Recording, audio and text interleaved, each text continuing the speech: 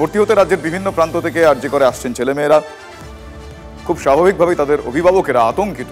তিলোত্তমার মতো ঘটনা আবারও যদি ঘটে, এই ভয় থেকে তারা বেরিয়ে আসতে পারছেন না। UEM Jaipur is a perfect target for prospective students aspiring for good jobs, good education with future-ready skills. তবুও তারা ভয় কাটিয়ে ছেলে মেয়েদের ভর্তি করছেন আরজি করে, কারণ আরজি কর ঐতিহ্যের, আরজি কর এই দুর্নীতির সাক্ষ্য বহন করে না। সাম্প্রতিকতম দুর্নীতি আরজি করের ঐতিহ্যে কালি মাখিয়েছে ঠিকই, কিন্তু এখনো ভরসা বিশ্বাস বেঁচে আছে।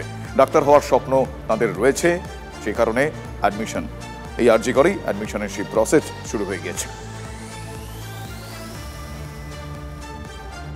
পারিপার্শ্বিক যা পরিস্থিতি এবং এই মুহূর্তে দাঁড়িয়ে আরজি কর নিয়ে আমরা ভীষণই ভীতস্ত বলবো, কিন্তু তবুও এত পড়াশুনো করে আজকে একটা জায়গাতে ওরা চান্স পাচ্ছে। আরজি করে যথেষ্ট রেপুটেশন ছিল, কিন্তু কিছু সংখ্যক মানুষের জন্যে এটা কেন? হয়তো একটু কাজ করছেই, ভয় কাজ করবেই। আমরা বাবা মায়েরা তো সবাই তো একটু ভয় কাজ করবেই এর মধ্যে, ঠিক আছে?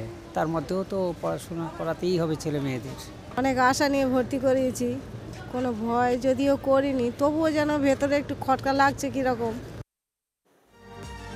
শুনলেন তাদের কথা, একটা ভয়ের পরিবেশ সেখানে কাজ করছে, কিন্তু এই ভয়কে জয় করতেই হবে, কারণ আমরা মানুষকে, সাধারণ মানুষকে পথে নামতে দেখেছি।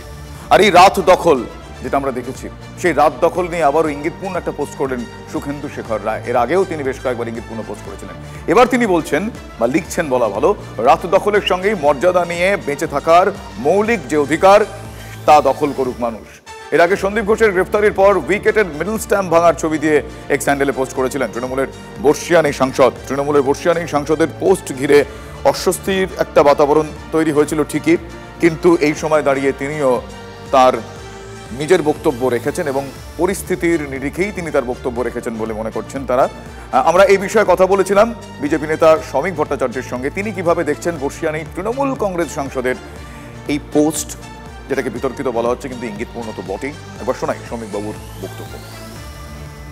তৃণমূল কংগ্রেসের একজন প্রবীণ নেতা এবং দীর্ঘদিনের রাজনৈতিক কর্মী, যিনি বহু রাজনৈতিক ঘটনার উত্থান পতনের সাক্ষী, যিনি দীর্ঘদিন ধরে রাজ্যসভায় তৃণমূল কংগ্রেসকে নেতৃত্ব দিচ্ছেন, আজকে তার থেকে এই পোস্ট অত্যন্ত ইঙ্গিতবাহী এবং তাৎপর্যপূর্ণ। তিনি যে প্রশ্নটা তুলছেন এটা একটি সাংবিধানিক সংকটের কথা তিনি বলছেন, কারণ তিনি তার পোস্টের মধ্যে দিয়ে বোঝা যাচ্ছে যে মানুষ মর্যাদা নিয়ে বেঁচে থাকার মৌলিক অধিকারটা মানুষ রক্ষা যাতে করতে পারে। এর অর্থ কি?